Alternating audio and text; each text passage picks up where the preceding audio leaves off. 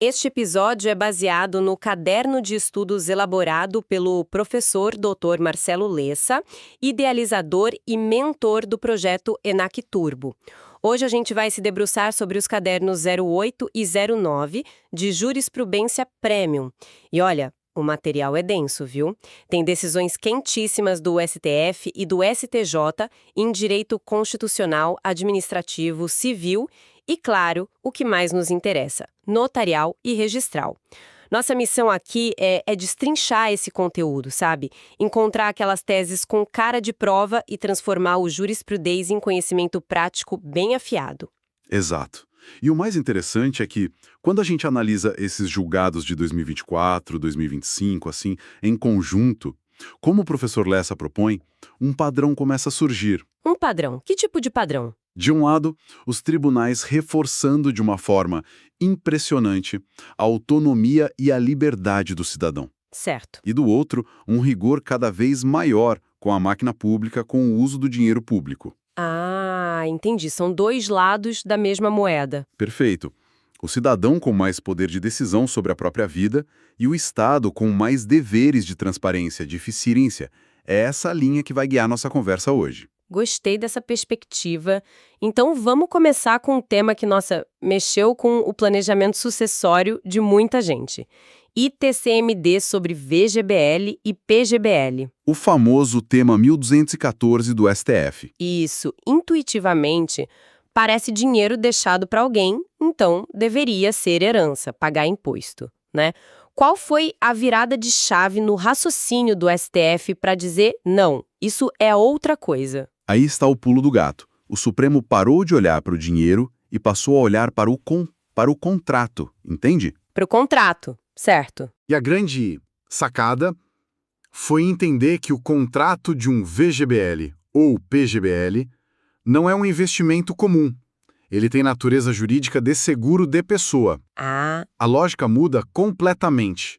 A pessoa não está guardando dinheiro para deixar de herança, ela está, na verdade, comprando uma pólice que garante o pagamento de um benefício, um pecúlio, a alguém se ela vier a falecer. entendi. Então o valor nem chega a entrar no patrimônio de quem faleceu. Exatamente, ele vai direto da seguradora para o beneficiário. Se não é herança, não há fato gerador do ITCMD. Simples assim. Faz todo sentido. E o impacto disso no dia a dia do cartório é imediato, certo? Chega lá um inventário extrajudicial, a família declara um plano de previdência. Exato. O tabelião não só não deve, como ele não pode exigir a guia de ITCMD sobre esses valores.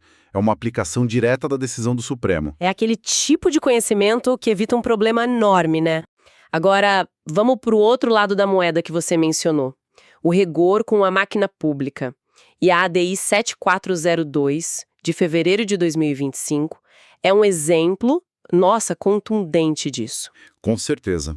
Ela mira no teto remuneratório e naquelas verbas indenizatórias criadas por alguns estados.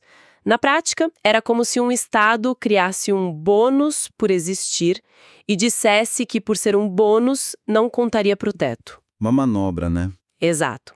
O STF basicamente disse, olha, não importa o nome que você dá, se você recebe todo mês por trabalhar, é salário. É exatamente essa lógica. O Supremo foi muito claro. A natureza de uma verba não é definida pelo nome que a lei dá a ela, o famoso nomen iuris. Certo. Mas sim pelo fato que a gerou, o fato gerador. Se o fato gerador é a contraprestação por um trabalho regular, a natureza é remuneratória, ponto final. Entra no cálculo do teto e não tem choro. É o fim da maquiagem jurídica. Exato. O STF proibiu uma fraude à Constituição, basicamente. E o professor Lessa faz uma conexão crucial disso com a realidade dos cartórios, especialmente com o tema 779, sobre a remuneração de interinos. Como essa decisão do teto fulmina uma prática que acontecia em alguns estados. A conexão é direta e é uma clássica pegadinha da FGV. Imagina um cartório vago que arrecada milhões por mês. O Tribunal de Justiça nomeia um interino. Ok. A lei diz que ele só pode receber 90,25% do subsídio de um ministro do STF. Mas o que alguns tribunais faziam? Criavam verbas de auxílio gerencial ou indenização por acervo para repassar o excedente. Ah, o famoso jeitinho. Pois é. Essa decisão, a ADI 7402, acaba com a festa. Ela diz que essa verba, seja qual for o nome, é remuneração pelo trabalho de gestão do cartório. E, portanto, está limitada ao teto. Ela blinda o cofre. Fica bem claro o recado. E ainda no campo do direito constitucional, temos uma decisão que mexe com algo muito presente no visual de repartições públicas, incluindo cartórios, os símbolos religiosos. O tema 1086 do STF. Como o tribunal equilibrou a laicidade do Estado com a tradição cultural? Foi um clássico exercício de ponderação. De um lado, o princípio da laicidade, que impede o Estado de promover ou embaraçar qualquer religião. E a impessoalidade? E o princípio da impessoalidade, exato. Do outro, o reconhecimento de que o Brasil tem uma matriz cultural e histórica fortemente influenciada por tradições religiosas. Certo. O STF entendeu que a simples presença de um crucifixo numa parede de um tribunal, por exemplo, não fere a laicidade se for mantido como um reflexo dessa tradição cultural e não como um ato de proselitismo ou de imposição de má fé. Mas essa decisão não abre uma brecha meio perigosa? Quem define o que é traço cultural e o que é proselitismo? Isso não pode virar uma disputa subjetiva em cada comarca do país? Essa é a grande questão e o ponto sensível da decisão. O STF não deu uma régua, ele deu um critério. A análise tem que ser feita caso a caso. Entendi. Um crucifixo discreto num fórum construído há 80 anos é uma coisa.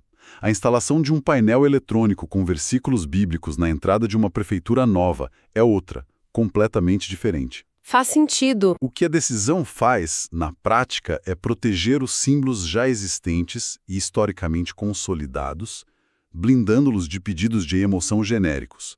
Para o dia a dia, dá uma certa segurança jurídica para a manutenção desses símbolos nos cartórios e fóruns. Entendido. Agora vamos para um tema de direito das sucessões que, sinceramente, parece brutalmente injusto. O tema 1200 do STJ, sobre a prescrição da petição de herança. Esse é pesado. O sujeito está lutando há anos numa ação para provar que é filho de alguém, e enquanto isso, o relógio do direito dele aos bens está correndo contra ele. Como isso é possível? Sua reação é a de todo mundo, e é por isso que é uma pegadinha tão eficiente. É contraintuitivo, mas a lógica do STJ é fria. É processual. A regra geral é que o prazo para pedir a herança é de 10 anos contados da morte, que é quando se abre a sucessão. O STJ afirmou a tese de que a ação de investigação de paternidade, por ter natureza declaratória, de um estado de filiação. Isso, ela não interrompe nem suspende esse prazo prescricional, que é de natureza patrimonial. Peraí. Na prática, isso cria uma situação absurda. Se a investigação de paternidade demorar 11 anos, o filho ganha o nome na certidão, mas perde o patrimônio. É isso mesmo? Exatamente isso. Ganha o status de filho, mas perde o direito de herdeiro. É uma corrida contra o tempo. Nossa! E é por isso que a solução prática, como o fluxograma no material do professor Lessa desenha de forma muito clara, é fundamental. O advogado do suposto filho precisa ser muito diligente. Tem que agir rápido, então. Tem que ajuizar a petição de herança juntamente com a investigação de paternidade, pedindo que ela fique suspensa. Ou, no mínimo, ajuizar uma cautelar de protesto para interromper a prescrição. Não fazer isso é um erro fatal. Esse é um alerta gigantesco. Vamos agora testar a fixação de alguns desses conceitos com base nas ferramentas do material. O caderno traz o fichamento estratégico, que são frases-chave para memorização. Ótimo. Vamos ver como funciona. Eu puxo o tema, você me dá a frase, tá bem? Combinado. Separação de bens para maiores de 70 anos. Não é mais absoluta. Pode ser afastada por escritura pública. É a essência do tema 1236 do STF, valorizando a autonomia da vontade. Ótimo. Nepotismo em licitação. Lei municipal pode proibir. É constitucional. O município tem competência para legislar sobre moralidade administrativa local. E a famosa imunidade musical? Não vale para mídias importadas. A proteção é para a indústria nacional. A imunidade de impostos para CDs e DVDs, do artigo 150 da Constituição, visa fomentar a cultura brasileira, não a de fora. Perfeito. A ideia é essa, né? Ter o núcleo da decisão na ponta da língua. E para reforçar o que a gente acabou de discutir, vamos fazer uma rodada rápida no estilo do flash memo do caderno. Vamos lá. O ITCMD incide sobre o VGBL. Não. Tema 1214, natureza de seguro. A investigação de paternidade para o relógio da petição de herança. Não para. Tema 1200 do STJ, o prazo continua correndo. É possível remarcar teste físico de concurso para gestante? Sim.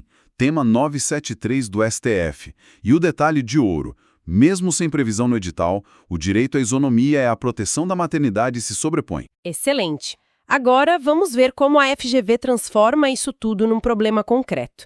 O caderno traz questões modelo que simulam exatamente esse raciocínio. A hora da verdade. Vou ler a questão 3, adaptada para o concurso de notários de Santa Catarina. Um casal, ambos com 75 anos, comparece ao tabelionato solicitando um pacto antinupcial para casar pelo regime da comunhão universal de bens. Diante da jurisprudência do STF, no tema 1236, o que o tabelião deve fazer? Essa questão é fantástica. O que a FGV faz aqui é testar se o candidato está preso à letra fria do Código Civil de 2002 ou se ele está atualizado com a interpretação constitucional do STF. O código que impõe a separação obrigatória, né? Exato, o artigo 1641. As alternativas erradas, A, B, C, D e E, vão todas se apegar a essa regra antiga. Vão sugerir que o tabelião deve se recusar, que precisa de autorização judicial. São todas cascas de banana. E a resposta correta reflete exatamente o que a gente falou sobre a autonomia da vontade. Precisamente. A alternativa correta é a, que diz basicamente que o regime de separação obrigatória pode ser afastado pela vontade das partes, manifestada por escritura pública. É a tese literal do tema. É a tese do tema 1236. O STF diz que impor a separação a uma pessoa de 70 anos, plenamente capaz, é uma presunção de incapacidade ofensiva à dignidade. E o instrumento para exercer essa autonomia é a escritura pública, valorizando a atividade do tabelião. Brilhante. Vamos para mais uma que trata de um tema de saúde pública com impacto direto na administração. Questão 1, adaptada da Defensoria Pública. Ok. Ação para fornecimento de medicamento registrado na Anvisa, mas não incorporado ao SUS. De quem é a competência para julgar e a responsabilidade pelo custo? Segundo o tema 1234 do STF. Aqui, a FGV testa uma mudança de paradigma. Por anos, vigorou a tese da solidariedade. O cidadão podia processar a União, o Estado, o município. E quem perdesse, pagava. Isso.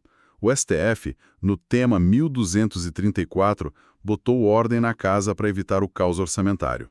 A nova regra é: se o medicamento não está na lista do SUS, a responsabilidade primária pelo custeio é da União. Ah, então a competência muda. Consequentemente, a competência para julgar a causa é deslocada para a Justiça Federal. Então a resposta certa vai ter que apontar para a União e para a Justiça Federal. Exato. A alternativa correta é a C, que estabelece exatamente isso: competência da Justiça Federal e responsabilidade primária da União, com o sistema de ressarcimento entre os entes. As outras alternativas vão insistir na solidariedade antiga ou criar critérios que o STF não estabeleceu. A banca testa se você conhece a regra nova e o porquê dela existir. A organização e a racionalidade do sistema. Exatamente. Então, se a gente for amarrar tudo o que conversamos, quais foram os grandes estalos, os aha moments dessa nossa análise? Olha, eu diria que são 4. Primeiro, a redescoberta do contrato de seguro por trás do VGBL, tirando ele do inventário. Certo. Segundo, a mensagem clara do STF de que não existe jeitinho para furar o teto remuneratório. Claríssima. Terceiro, a celebração da autonomia do idoso, que agora pode, enfim, escolher seu regime de bens. E quarto, o alerta vermelho para prescrição na petição de herança. Uma verdadeira corrida contra o tempo. E tudo isso se conecta àquele padrão que você mencionou lá no início, não é? A balança entre a liberdade do cidadão e o rigor com o Estado. Exatamente. O que é fascinante e que o estudo desses cadernos do professor Lessa nos permite ver é o direito constitucional pulsando, vivo. É verdade. Vemos a dignidade humana e autonomia da vontade, deixando de ser conceitos abstratos, para se tornarem direitos concretos, como na decisão do regime de bens. E, na mesma medida, vemos a moralidade e a eficiência sendo cobradas com um pragmatismo implacável. Como no caso do teto. No caso do teto, do nepotismo. É o Supremo agindo para empoderar o cidadão e, ao mesmo tempo, disciplinar o Estado. Isso nos deixa com uma reflexão final. A decisão do STF sobre a separação de bens para maiores de 70 anos celebra com razão a autonomia, mas ela também nos provoca a pensar. Onde é que a gente traça a linha entre a proteção legítima de pessoas que podem sim ser vulneráveis e um paternalismo estatal que acaba por limitar a liberdade de indivíduos plenamente capazes? Boa pergunta. Essa é uma tensão que o direito, e especialmente a atividade notarial e registral, vai enfrentar todos os dias, ali no balcão. Podcast produzido a partir do conteúdo do projeto ENAC Turbo, sob autoria e orientação do professor Dr. Marcelo Lessa. Se esse conteúdo te ajudou, não esqueça de se inscrever no canal e ativar o sininho das notificações. Assim, o YouTube te avisa imediatamente assim que o próximo resumo for liberado. Até a próxima!